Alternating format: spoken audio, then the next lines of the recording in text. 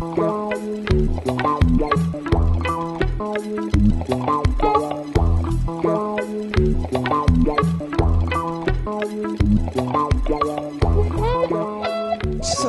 again, the team is out to use the Chabot-Aref density theorem to say something about those horizontal conjecture. Now I learned we should call them horizontal conjecture. Fix a global elliptic curve and look at all the reduction. So as a first example, I'm just going to show how, and this is what we did last time, how to obtain upper bounds. Well, non-trivial upper bounds, of course, for the Lange-Trotter conjecture that Nathan described in detail this morning. So P, E, T of x, it's going to be the number of prime P smaller than x such that AP has a fixed value. Okay? For a fixed.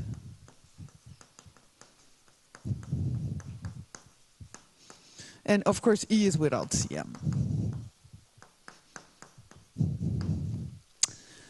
Okay, so the first thing that we did, and so I think I mentioned that last time, and this is certainly smaller than the number of P smaller than x such that AP of E is congruent to T mod L,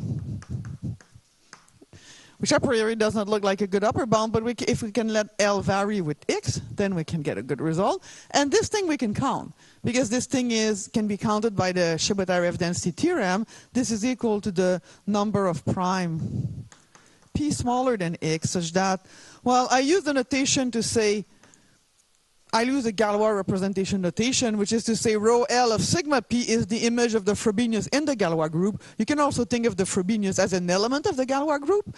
So rho L of sigma P as trace, so I need to write trace. The trace of rho L of sigma P is congruent to T mod L. And why is that? Because we can detect the trace of rho L of sigma P in this extension, which maybe I talk KEL, which is an extension over Q with Galois group. Well, if you forget the nasty L, in fact, I'm going to say L does not divide ME, as Nathan introduced this notation, I'm going to use it, but ME is never 1, as Nathan mentioned at the end. It's possible that it's surjective for all L, but I'm just playing safe. I'm saying if L does not divide ME, I'm not going to use composite prime, I'm just using 1 prime. But certainly if L does not divide ME, this is true by Serre's theorem.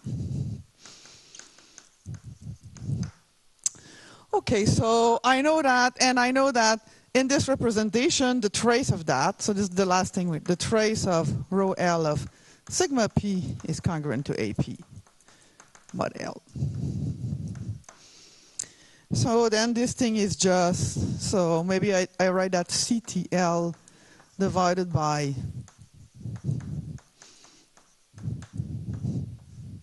so Li of x or pi of x by the Chabot-Aref density theorem. Okay. Where of course, so what is it? Because you want to know the proportion of element which lies in a conjugacy class. So maybe I say, so the trace of that is the trace of the sigma P is sent to a 2x2 matrix. And you're looking at the trace of this 2x2 matrix, and you want the trace of this 2x2 matrix to be congruent to a certain value mod L. So what is going to be my conjugacy class, what I call CT of L, is just going to be, so it's a set and not a cardinality, the set of element in my Galois group, but here I suppose that I have L such that my Galois group is the full group, such that the trace of G is congruent to T mod L. And certainly I can count that. The number of matrix in GL2Z ZLZ such that the trace is congruent to T mod L. So if I count that, I'm going to get, well, I say I can count that. I can write something which is going to be close to the truth. It's about that. Oh, L minus 1.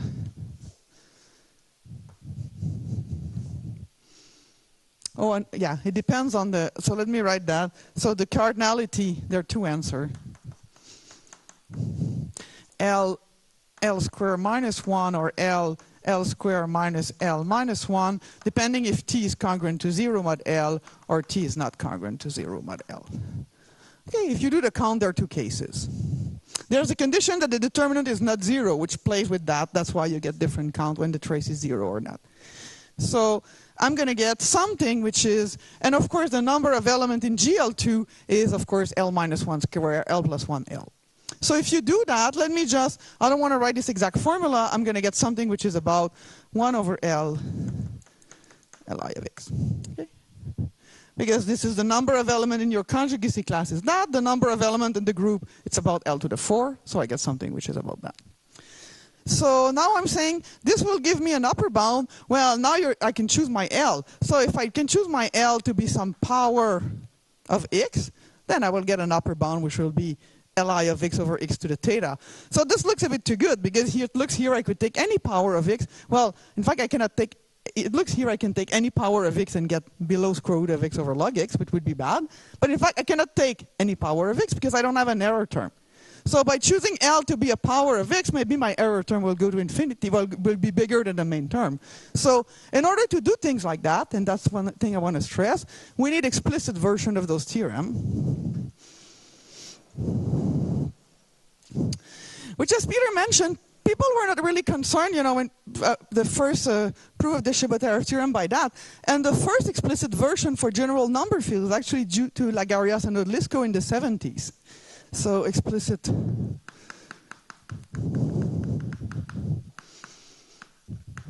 of the Chebotarev density theorem.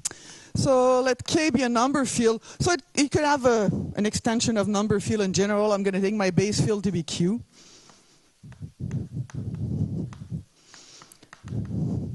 Well, in fact, you want it to be a Galois extension with the degree. Well, a Galois number field, maybe I'm going to say.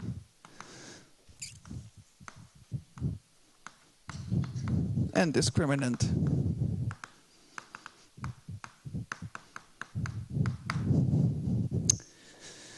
Let G be the Galois group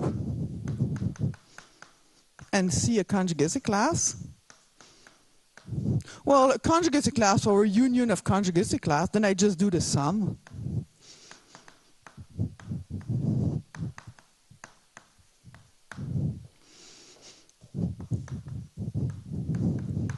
So under GRH, so how does one prove the explicit version of the Chebotarev density theorem?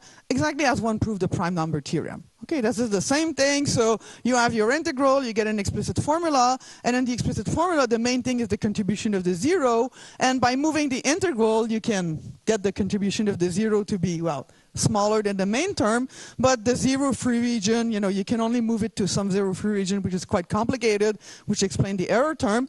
Or with the GRH, you can move your integral up to real part of s equals 1/2 because you don't have any zero. Okay, it's the classical thing, except you have to keep track here of the dependence on the number field.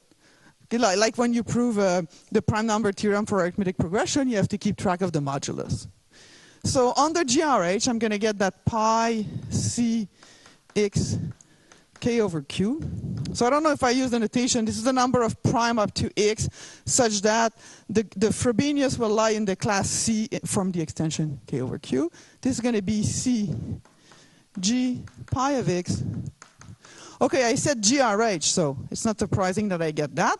So what I want to know is the dependence on that on, well, first of all, on the conjugacy class, and actually this is quite a bad, okay, let me write it as C over G, but basically this would mean C.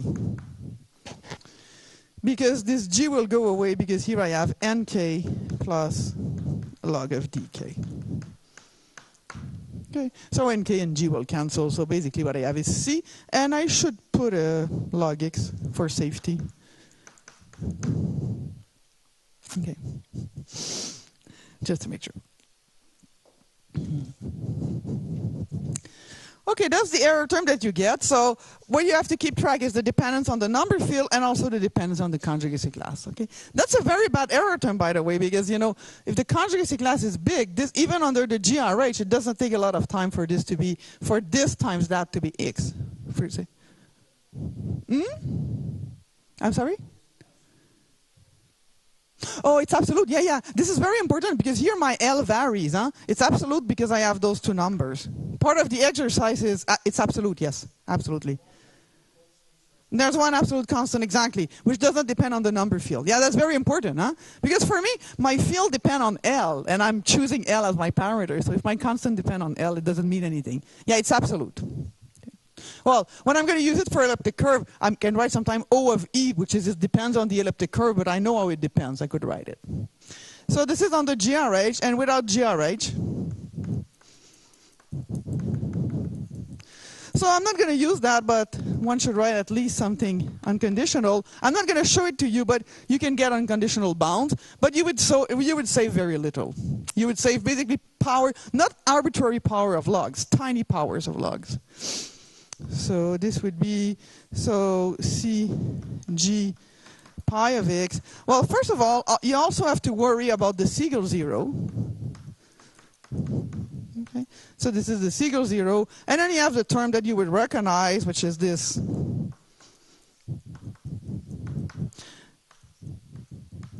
And there's a constant. Some arbitrary constant. And yeah, it's silly to put a constant there because I have it here, but there's another constant here, which are absolute.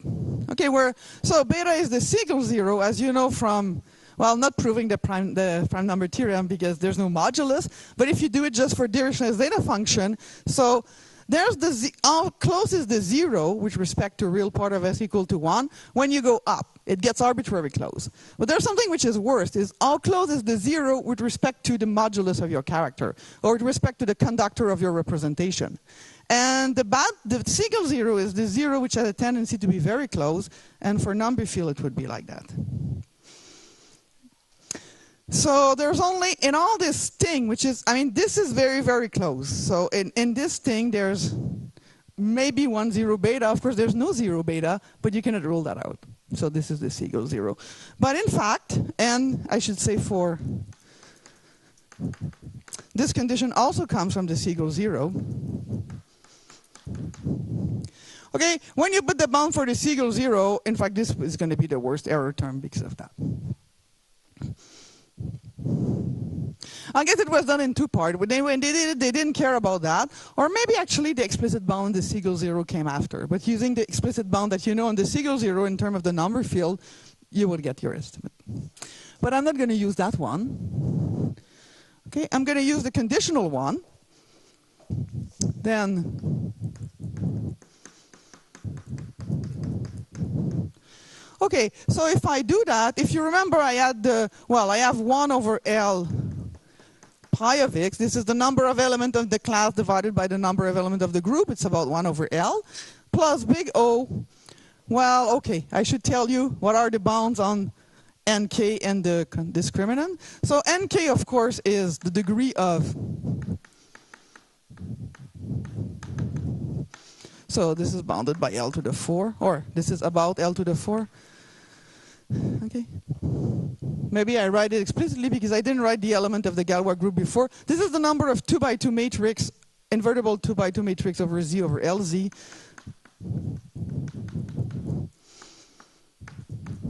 Or I can say it's L to the 4. And dk, well, what is log? I hope I didn't write dk. I wrote log of dk. This is bounded by L to the 4 log L. And here I'm going to put depending on E. Why do I put depending on E? Because dk is the discriminant. Huh? So in the discriminant, what you have is the ramified prime. And what are the ramified prime? Recall, if I look at the set, what I denote S will be the set of ramified prime of this extension. So this is the set of prime dividing the discriminant union the prime L. Okay. So there's a dependence on L, which I have here. There's also a dependence on the prime dividing the discriminant, but I don't care because it doesn't move with L. So that's why it depends on E. So if I put all that, well, the L4 cancel with the element of the group in the denominator. So I get L cubed x to the 1/2.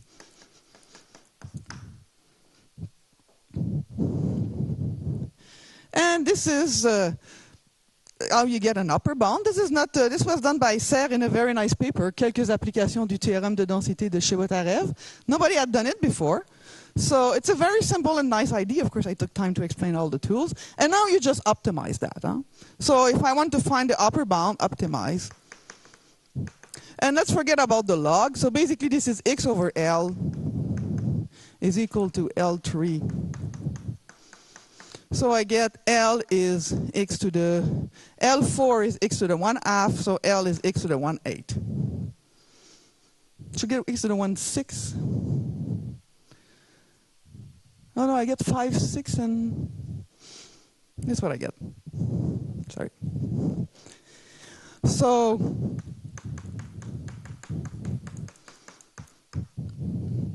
So if I replace my optimal value of L, I will get, well, and now I neglected log, so let me put plus or minus epsilon. I think actually you gain log. It depends on which one, so. Or, let me put plus epsilon, it's going to be true, but I think you gain some log, actually, because there's a log in the denominator, and... No, exactly the same way. Oh no, oh... Yes, I'm not putting my absolute value. Students always complain about that. I'm using less in the way that it puts an implicit, but now I don't need that, so it means the same thing, yeah. Yeah. No, usually when I use it, I use it as a big O in the sense that even if this thing on the left-hand side can be positive or negative or complex, I don't put it, but now it's positive. So yeah, it means there's a constant, and here the constant depends on E. But I could compute it. It just depends on the, well, it depends on that, huh? Okay, and if you look in the paper of Serre, the theorem that he has is that, so, and recall that this should be, the conjecture of Rencontres is this thing is a constant time square root of x over log x. So this is the upper bound that you get. So now if you look in the paper of Serre, Quelques applications du théorème de Chebotarev, what he writes is that this thing is, and this is for t different than 0 plus or minus 2, and also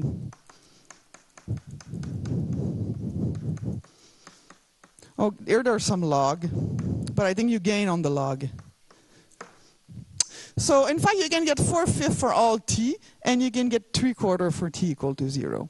Okay, so I'm just going to explain that. It has two tricks which are very, very nice, and that you can use when you apply the Chebotarev density theorem. So the first trick is to write the characteristic function of, well, the conjugacy class C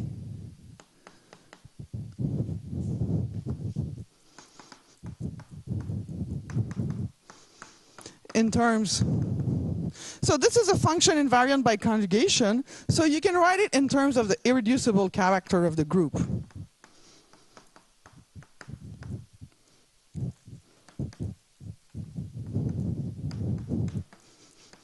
Okay, it's a function which is invariant by conjugation. Write it in terms of the irreducible character of the group, and work with. So I'm going to work with LS chi, but this is a non-abelian Galois group. So those are not Ecke characters. Those are Artin representation. So Artin L function. Okay, so those are representation of degree more than 1. So yes? Yes. Everything is conditional on GRH, yeah. But I should mention that Serre has stuff which is not conditional on GRH. He has many things in his paper, as you know. But this is all GRH, yeah. Okay, so you work with those Artin L function. The problem with those Artin L function is a priori, if you don't have an abelian extension, you cannot work with them because you don't even know if they're meromorphic. So, but of course, under Artin conjecture they are. It's called Artin holomorphicity conjecture. But there's a trick. So Serre now does a trick that there's a big quotient of GL2, which is abelian. And he can, since the quotient is abelian, you can then work with the LS chi, and he has a way to lift it up to PGL2. Okay? So, and use a trick to get to a quotient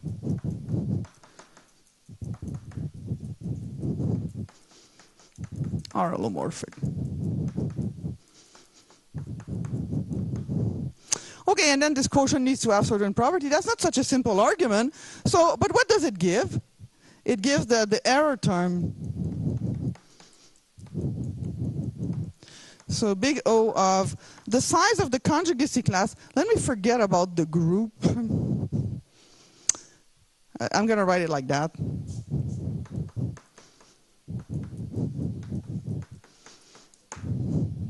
Okay, I don't want to put the group in the denominator. There's no...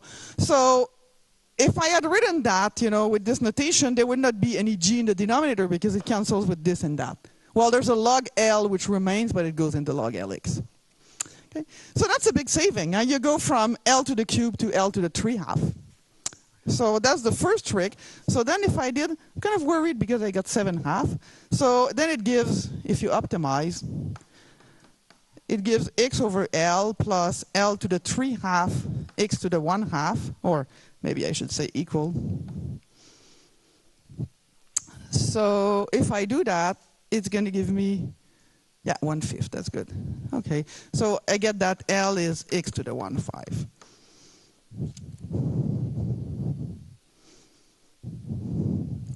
Okay, and that gives the first thing. And there's a second trick that you can only do for 0.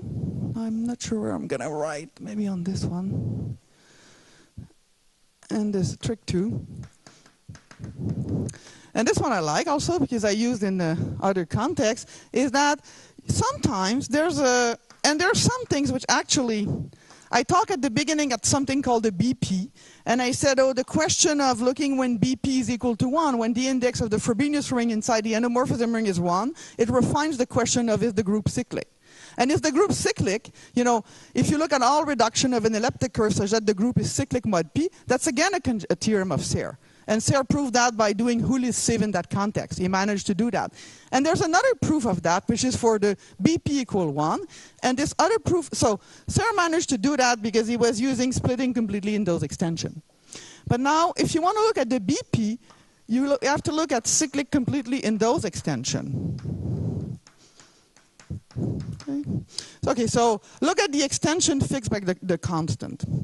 Okay, so of course, so the Galois group is the quotient, so the Galois group is PGL2Z over LZ.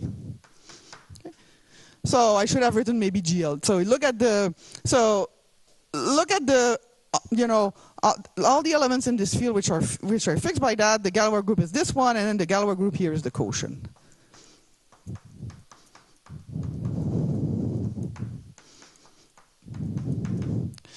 And in this field, you can detect, this is in the field in which you detect if the index of the Frobenius ring inside the endomorphism is 1. It would mean splitting completely in that field. And there's actually something cute, because then if you know the proof of Houli's theorem, somebody has to use Brundtlich-March. But you cannot use Brundtlich-March, because this does not contain the cyclotomic extension. So you have to do another trick.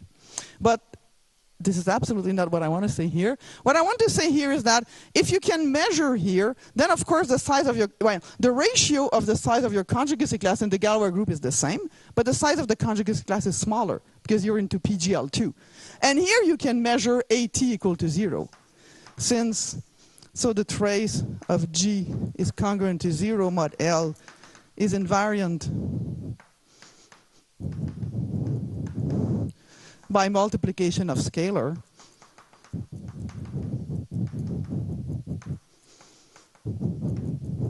So we can work in PGL2. Only for that one. Oh, here that's a technical condition. You know, when I said use, you know, R10 holomorphicity, well, not the conjecture, but use R10L function, the criterion that you get for the large quotient is technical, and you need to avoid, well, 0 is because it's here. You need to avoid plus or minus 2. Here it only works for 0.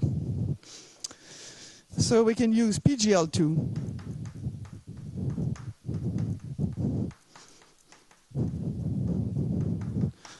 So again, you get a better result for supersingular prime. And if you do that, so this gives, and if I do my usual optimization, now you begin to know that, x over L, this is my pi of x over L. It does not change. Huh? The ratio of the element of a given trace divided by the total number of elements in the group does not change. But what changes, of course, is the size of the class. And now the size of my class, before it was L cube, element of a given trace in GL2, it's L cubed. Element of a given trace in PGL2 is, of course, L square.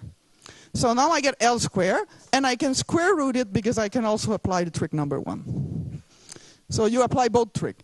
L square because you're in PGL2, square root because you're using art and L function, and now I should write x to the 1/2. And that should give me that L is x to the 1/4. Yeah, this one is clear. Okay, you see what I mean? I'm just doing that, so I get, here I get L square is x to the 1/2. So L is x to the 1/4. And if L is x to the 1/4, that's the thing which makes both terms equal, and that's the bound that I get. Okay, so that's what I was supposed to do in my first talk. Now I'm done. So now let's move with the second talk. So what I want to do in the second talk is show you some other application of the Chabot-Aref density theorem, this time to do a sieve, and it's going to be for the Cobles conjecture. So I want to do a sieve, the Cobles conjecture, to count the number of primes such that the number of reduction has a prime number of element. As Igor was saying, there's many applications with cryptography, and this Cobles does elliptic curve cryptography. Often when you do that, the group of elliptic curve is not cyclic. It can have order 2. So if you want to find a generator, his excuse for doing that was to see if you want to find a generator, if the number of element in the group is prime, well, any element you pick will be a generator. So that's a good thing. But so let me talk about that. And what I want to do is I want to tell you, well, what can you get about that? You can get upper bound easily, because that's a sieve. And you can get upper bound with the correct constant, which after Nathan convinced you how tricky is the constant, that's kind of nice that you can get an upper bound with the correct constant. And also, you can get a lower bound for almost prime, as you can do for the twin prime conjecture.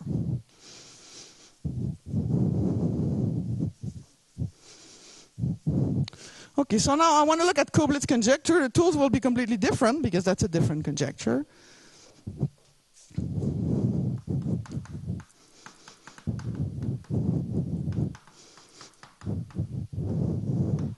So if you look at the number of prime p smaller than x such that the number of element of E over Fp, which is this,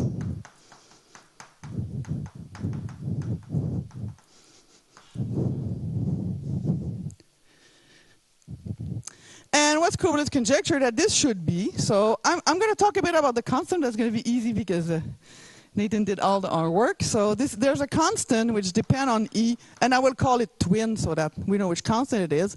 And here it should be x over log square x. Or maybe I should write pi of x over log x. X over log square x, if you want error term, that's always a bad idea. Or Li of x over log x.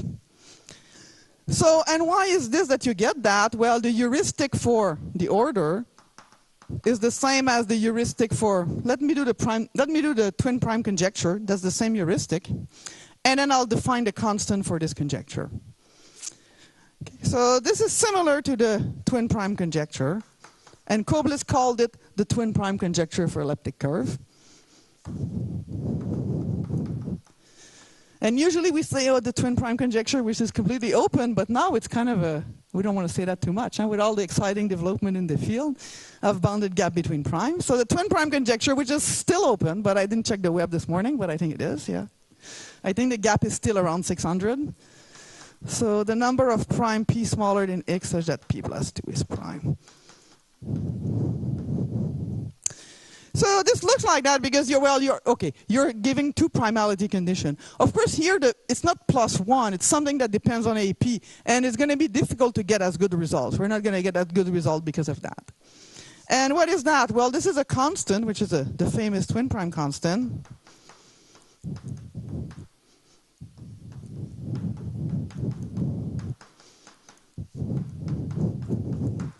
Okay, this converge. If you write it, this is 1 plus O of 1 over L square. So this converge to, I don't remember actually. Smaller than 2, I would think, but yeah.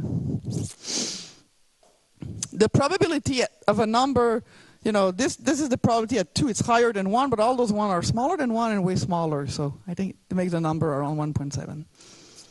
So, and why is that? Well, first of all, how you get the x over log square x. So the probability that p and p plus 2 are prime. So maybe I should say number of.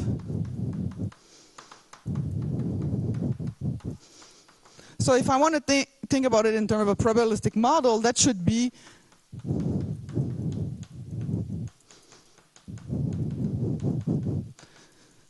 and what is that? That should be summation p smaller than x. And what's the probability that p plus 2 is prime? That's the prime number theorem, as Nathan mentioned. This is like that, and it's going to be x over log square x. Okay, the probability that a number is prime is 1 over log n. So that explains, of course, the x over log square x.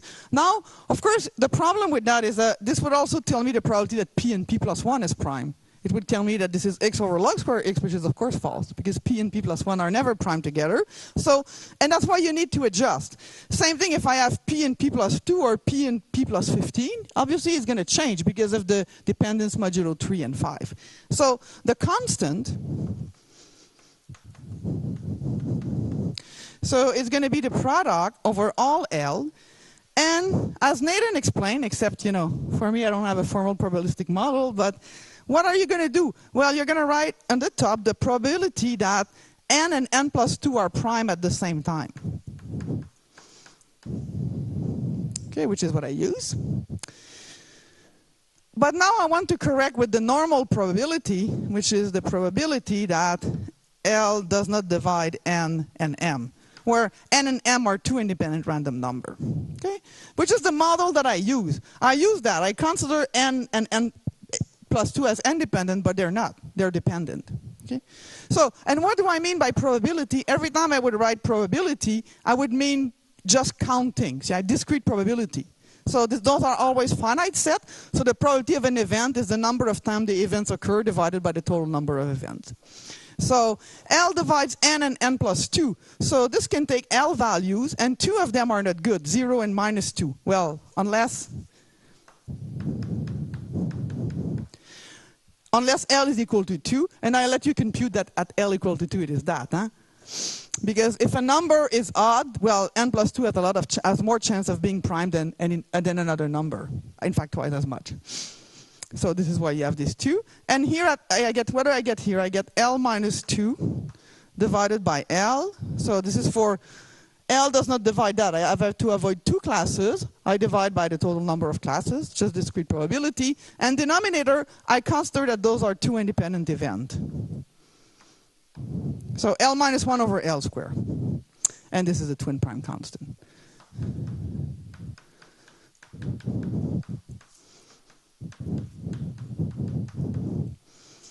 Okay, why am I mentioning that? Because oh, now I have to take.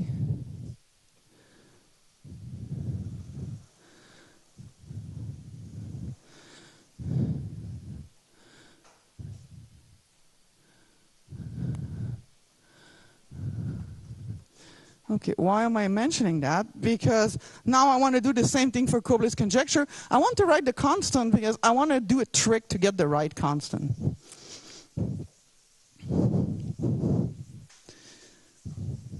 Well, it's not true that the probability are independent at ME, but you can do a trick which still would give you the correct thing when you do the sieve. So if I look at the Cobles constant,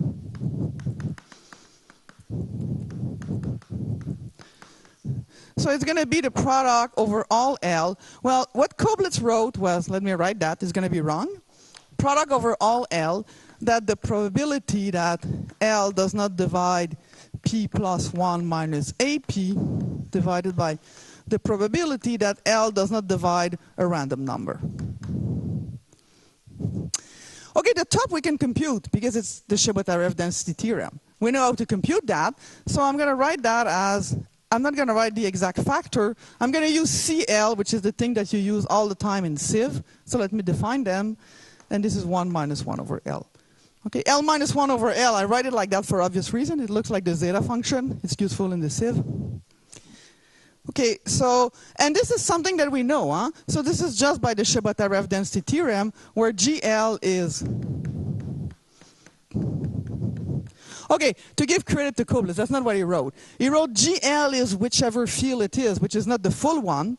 He didn't write GL2 of ZL, but he still wrote a product over all prime. Okay, what they didn't realize is those probabilities are not independent. That's what the ME measure. The probability at 2 and the probability at 3 may not be the probability at 6. The product of those two may not be. It does not work. Even if at 2 it's subjective, at 3 it's subjective, it may not work at 6. So, and this is what Nathan explained this morning, and this is simply the number of matrix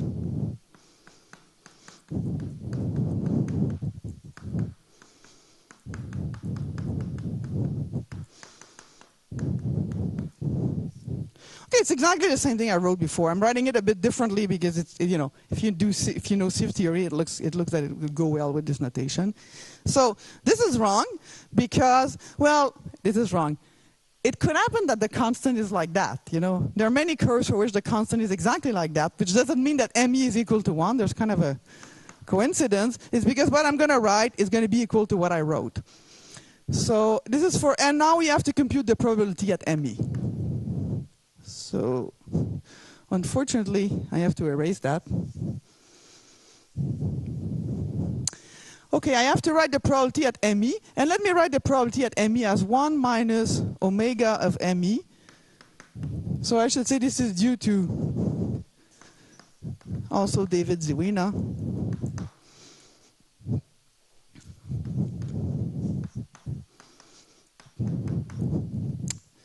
Okay, so this is multiplies. This is factor that multiplies, where ME is as Nathan defined. Okay, which is to know, if you know the Galois group GL2Z of ME, you know all of them, because after that is the full inverse image. Okay, you know everything. And omega of ME, I'm not writing C because it's not the same thing, and it's very important. That's going to be a part of what the trick will work. It's going to be the set of G in GME. Okay, GME is this Galois group, which is not the full Galois group, such that determinant of G plus 1 minus the trace of G. And now I want this to ME to be, I do 1 minus, so I want it to be not 1. Okay, it's not C of ME, because C of ME would be congruent to 0 mod ME, but ME is not a prime. Okay, of course, if ME was a prime, they would be equal, but it is not. Okay, so it's not the same thing as CL. CL, or in fact, I'm going to use CN for any number n. CN is always going to be, well, GN. GN will be a Galois group. In fact, I'm going to use that not away from ME. So CN will always be G in GN, such that determinant plus 1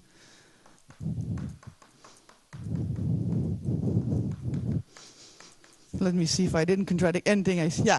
So what I said is still true, because in that case I use it as a prime. So to be congruent to 0 mod, yeah, there's no confusion with the be congruent. It's only if I had written the complement set. Okay, so omega and C are not the same thing. So this is Cobles constant, and this is not Cobles constant, because I forgot, okay, so this is the probability, and you divide by the natural probability. I forgot to do it here. So here was the natural probability. You want to say if I take a random integer, what's the probability that a random integer is co-prime to ME? Oh, this is that. But this one is multiplicative, by the way. So, because, you know, this thing only depends on the prime dividing ME and not the power. That's the key thing. So this thing is multiplicative, huh? Even if ME has power, they cancel. Okay? At the end, you get 1 minus 1 over L for all the prime dividing ME. Okay, so that's the constant. So, known result about that. Well, of course, on average, a lot of people talked about that. I'm not going to talk about that, but I would say that this average has the property that it's a very nice average, and it's not because we work hard or anything. It's because, you know, we work hard. First of all, we use Igor's trick that puts us in a good position, and even if you use Igor's trick for the Rencontres conjecture, it will not work. But the Cobles conjecture is different. It counts things which fills the space mod P a lot, because here you're asking something to be prime. Before you were asking something to be a given value.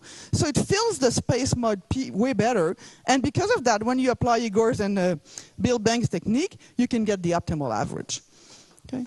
But if we did apply the same technique for the Rencontres, it would not work.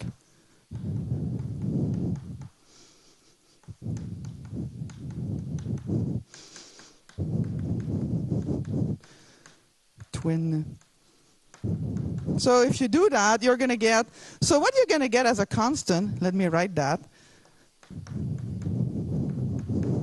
Okay, I should, so this is work with Balog, Antal Balog, Alina Kojokaru, and myself.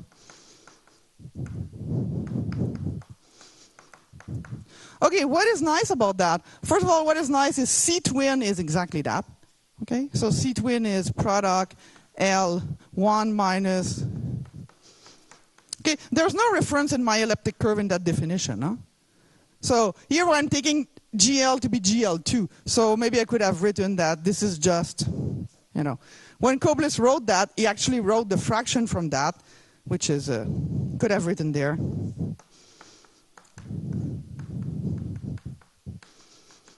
Okay. So this has no reference to the elliptic curve, because away from ME, this group is GL2, and here you're just counting matrix such that determinant plus 1 minus the trace is prime. There's no elliptic curve there. So a nice feature about the average is somehow magically, of course without using the probabilistic model, you get back those constant, and I think Nathan is going to talk about that more, maybe, or maybe not.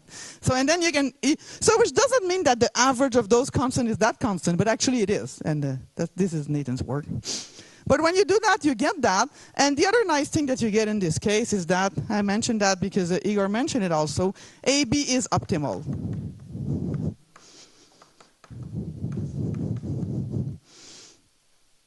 Okay, this is the best that you can get. And what it relies on the fact that the twin prime conjecture is, well, it relies on a lot of things, but one of the things it relies on is that the twin prime conjecture is true on average over the prime gap difference. And this is one of the tools which is used here, except it's a very, very short average because, and it's always a feature of those questions, the average are often very short because the assay bound is square root of p. So the average are square root of x, which is a priori a very short average, but if you're somebody like Balog, who's super good at that, you can manage to do it for this very short average. Okay, that's the first thing. And now what's the other thing you can do for that? Well, if you think about the twin prime conjecture, one of the nicest results, well, before the development of the last 6 months, one of the nicest results was the result of Chen, which was considered by a lot of people like the crowning achievement of Sieve theory.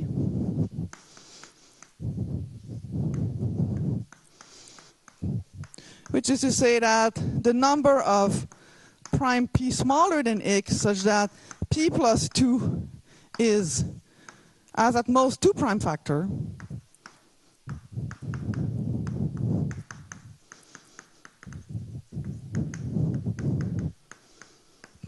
So this thing is bigger and bigger, and okay, I'm going to write a number. I should write 0.3. His number is between 0.3 and 0.4. The correct conjecture, the correct constant, I'm sorry. Okay, it's not a lower bound for the twin prime conjecture. It's a lower bound for p plus 2 has at most 2 prime factor. So something that people say is that, oh, you get a lower bound with the correct constant. But it's weird because, yes?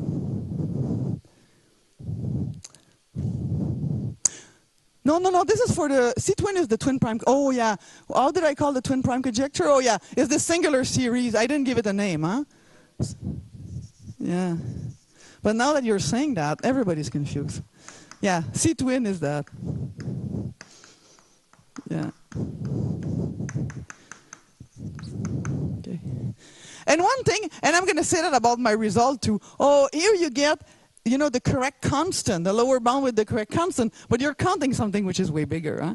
Because the number of numbers which are p2, it's like x over log square x times log x. So, yes.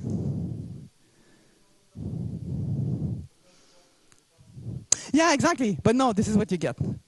You don't get log x. Exactly. You say, oh, it's the correct constant. Well, it's the correct constant, but for the wrong thing. Exactly. It would have been good to get log x, but yeah.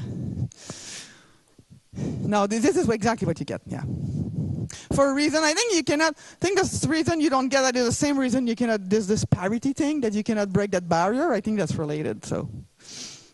Yeah, it's exactly what I was going to say. So here I'm saying, oh my God, you get exactly on the nose, well, 0.3 of the correct amount, but you're counting a set which has a density which is way bigger. It has log x bigger as density, so. Okay, so if you do that, can you do that for the twin prime conjecture? Well, you can do that for the twin prime conjecture. And the theorem of Enrique Invanias and Jorge Jimenez Juros. Okay, let E be, and now I'm going to write a CM elliptic curve. From the start I said, oh, CM elliptic curve I'm not considering. It's not because they're bad, actually. For a lot of the CM elliptic curve, we can show the theorems. It's just the statement of the theorem are sometimes different. Okay? But in that case, the statement of the theorem is the same, and you can show, well, of course you cannot show infinitely many twin prime, but you can show the same thing as Chen. So, and to fix ID, let me write this one. Okay, so it has full ℓ-torsion. Is it true? That's what I wanted to write. It has full. So then if I look at the number of prime p smaller than x, such that p plus 1 minus ap, well, if I say p plus 1 minus ip is a product of two primes, I will get none of them. Okay? And there's something that Nathan mentioned. This curve has 4 torsion. So 4 divides the number of elements in the group every time. So I have to divide by 4. I also have to divide by 2 because the prime we split in the CM field, this is only half of the prime, namely the prime congruent to 1 mod 4. So this number is always divisible by 8. So if I don't remove the 8, it's going to be false. So it has at most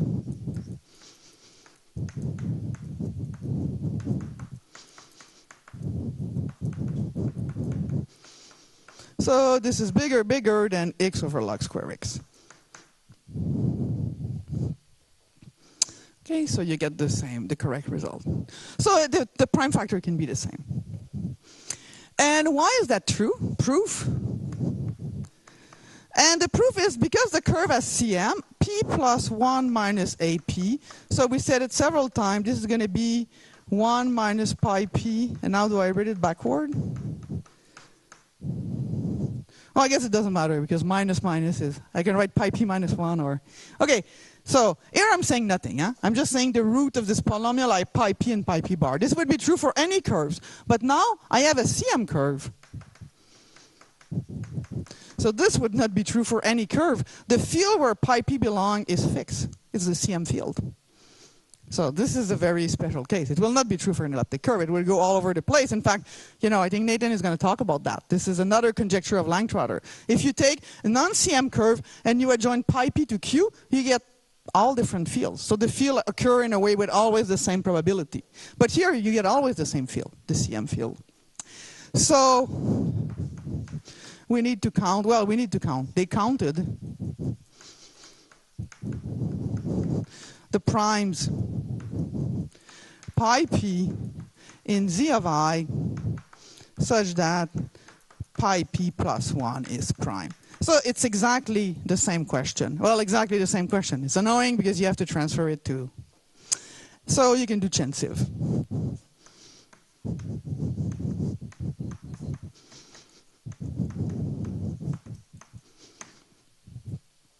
And now I have a little challenge that I want to try to have 3 boards in the correct order. I think that's good, huh? So can you see the 2 top one? Yeah. Can I put it like that? Oh. Okay, so now for a non-CM curve, and this is what I want to discuss.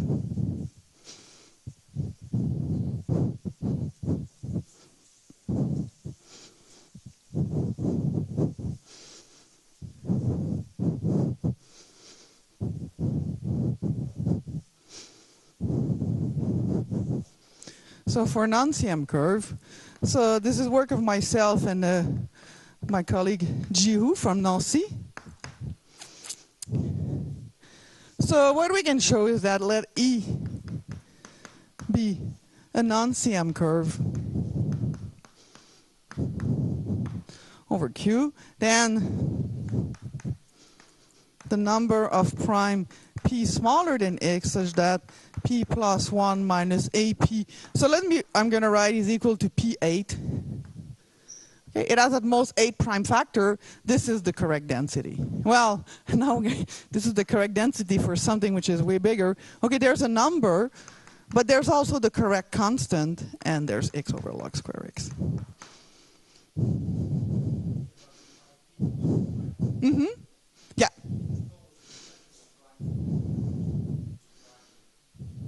Yeah. That's a good question. No, I think because of the... I didn't think about that, yeah. Maybe if p plus 1 is not prime, then p minus 1. You know, there's pi p plus 1 and pi p minus 1. So that's a good question. I don't know.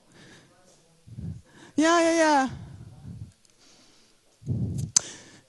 No, the norm is p, huh? The norm of the prime is p. So one is what's the norm of pi p plus 1? You don't know. The norm is not additive, huh? What's the norm of pi p plus 1? Well, I guess you have to multiply by the conjugate. It's the same. No, but the norm of pi p plus 1 will depend on AP. Isn't it? No. The norm of pi p, when I'm saying, the norm of pi p is square root of, is p? Or square root of p? What's the norm of pi p plus 1? It will depend on the AP. So I think you're measuring the correct thing. I think there's no abstraction because the norm of pi p plus 1, am I wrong? It will depend on AP, and then it will vary. Yeah, the norm of pi p plus 1 is p plus 1 minus AP. What are we saying? The norm is the number times its conjugate. And I should have write pi p minus 1, huh? Yeah, the norm is p plus 1 minus AP.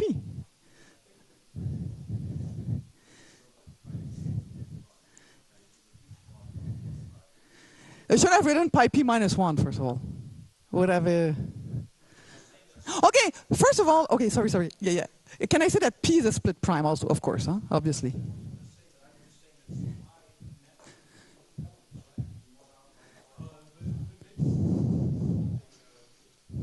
Only split prime. Yeah, okay, the inert prime I'm not counting. I'm counting only the split prime.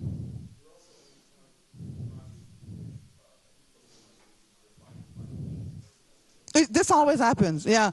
Unless AP is 0. Okay? Yeah, no. No, I think it works. Peter, I think it works. Yeah, it should be minus 1. Oh, okay. I see what you mean. Dividing, yes, okay. Yes, you're right. The norm of that is 8 times p plus 1 minus AP. That's your objection. Yeah, exactly. Yeah. I forgot that I divided by 8. Yeah. The norm of that is p plus 1 minus AP, but this is always divisible by 8. So remove that. Thank you very much. I'm sure they did it correctly. I'm not worried. Oh my God, all our numbers are even. They cannot be prime. Okay, so do it, as you should. Thanks. Are you going to be picky like that all the time? Okay. So, and this is, I should say that the first result on that were obtained by Kumar Murthy and Miri and by Studing and Wang. So I think they started with 18 and, a lot of numbers, and 8 is the lowest. So that's why we... But there were other results of other people using different sieve. So also, one thing that I would like to say, we can also...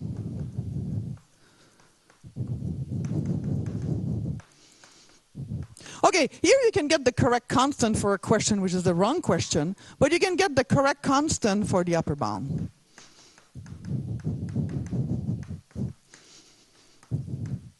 So the upper bound is not a difficult sieve, huh? So this is a theorem 1 and theorem 2. Well, maybe I state several results. So the first one, pi e twin. So this upper bound sieve is a simple sieve. So Alina had done that, I think, in her thesis. I'm not even sure if she published that. So Kujukaru. Then, if you want explicit constant, so you can get a constant of 22x over log square x. Well, in fact, Zewina, in our paper we have 10. The paper of Zewina is after, but he does other stuff in his paper than getting a worse constant. So, because he's using a completely different sieve. And I want to lose, I certainly don't want to use that. Not only I want to use that, but sorry, I'm going too fast. I want to write the correct constant.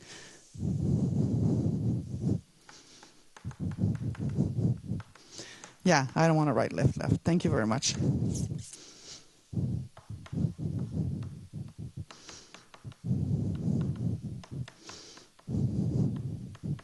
So this is due to David Zewina. And this is due to, we did that in the same paper. It's a different sieve, but we had all the tools to do that, so we did that at the same time. Okay, and here it makes sense. So now here this is the correct thing, but of course that's an upper bound. Upper bound are way easier than lower bound as usual.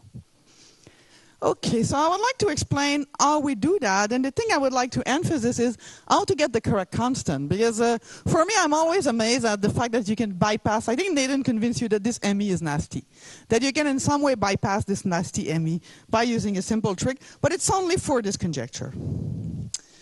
Okay, first of all let me address that, how to get a positive proportion of almost prime. And I should stop at maybe now or now? Yeah, before. What is the official time? Okay, but I have 5 minutes. Okay. To get, because I want to in my third talk to get to wild speculation, so I want to have as much time as possible for that. So to give a positive proportion, you know what? Everybody, I can continue next time. I see everybody's like, oh, it's the end of the day, and I'll continue next time. That's it. Because I have to go into proof now, so it's going to take me, I prefer to do it next time. Okay, so next time I explain the proof of those things, and in particular, how to get the exact constant, and then I will try to generalize that to another conjecture, which would be a mix between Artin conjecture and this conjecture. So probably related to Peter's talk, and it will involve infinite Galois extension also. So.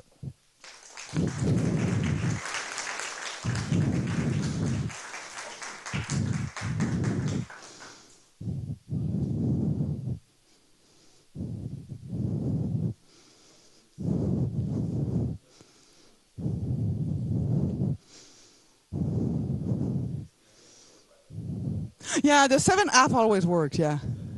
Yeah, 7/8, sorry.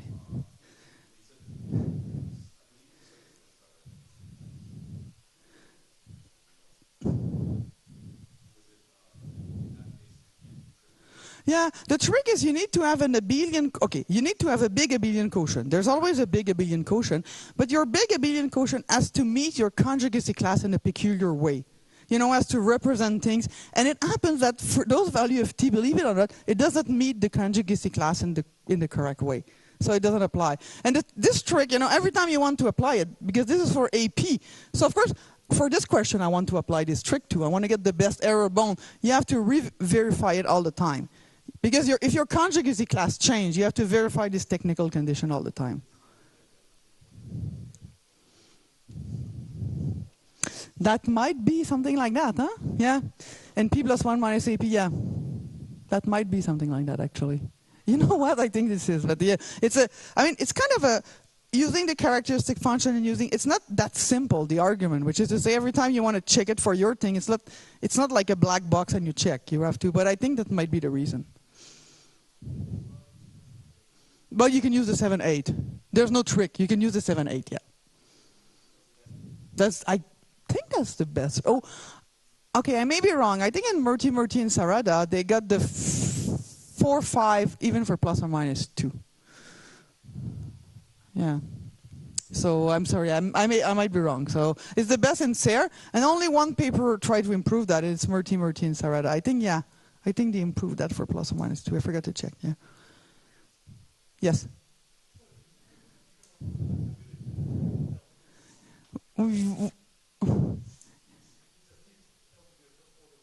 Okay. But there's no such thing. I'm going to talk about it here. I'm going to get, because here I don't have any summation over L, so there's no gain. But here in the sieve, I'll have a lot of summation over L, and there's not, this is the thing, huh? There's nothing. And if you do summation over all L of all those extensions, what you use is the punctual bond all the time. It doesn't exist, yeah.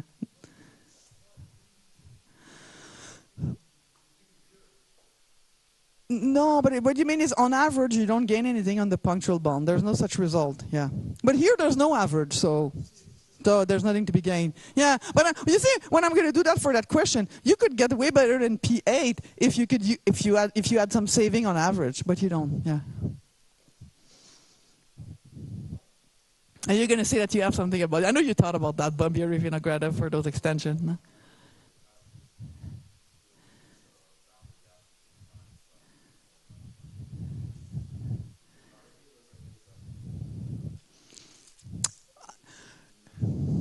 Okay, when you know James Maynard, the guy who proved, he's a postdoc in Montreal. So when this was actually his application. That's what he wrote in his application when he applied for a postdoc. That's what he was going to do, and he did. So we're very proud of him. No, but he's an expert on Sieve. So when he came to Montreal, that's the first question I asked him. I asked him, oh, you know, I have this Sieve. Could it be improved? And he told me no, because the AP varies with P. But I didn't look more into that, and he was thinking of something else, obviously, not my question. I don't know why. So this is what he told me. His thing will not apply. You know, this changing the weight because of this AP varying with P. And you know, the trick of Chen, there's a trick of switching divisor, and that's also the reason why it does not apply.